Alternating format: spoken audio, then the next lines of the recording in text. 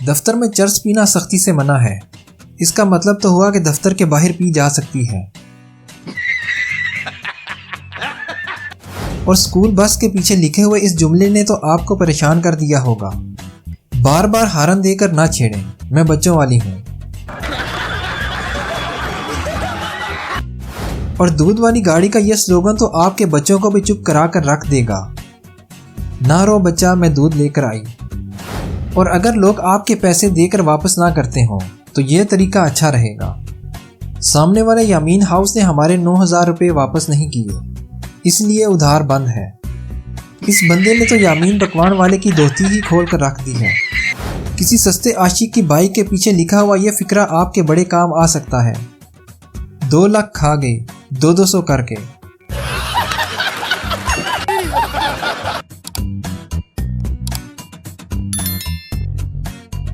और इस रक्शे वाले की फराख दिली भी देख लीजिए। जानू लुट के खा पर छड़ के ना जा। और जब जानू छड़ के चली जाए तो फिर ये हाल होता है। जब इसकी ज़िंदगी में कोई और आ गया तो मैं भी गांव छड़ के लाहौर आ गया।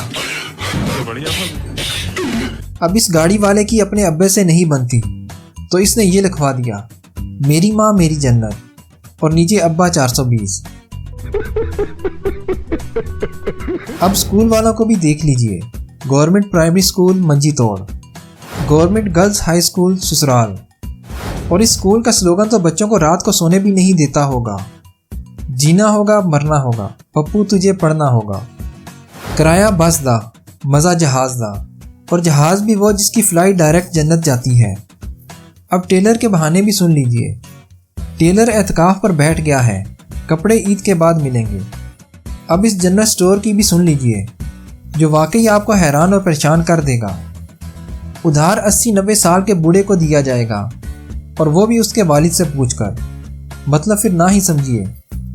अब ट्रक ड्राइवरों के दिल की भी सुन लीजिए।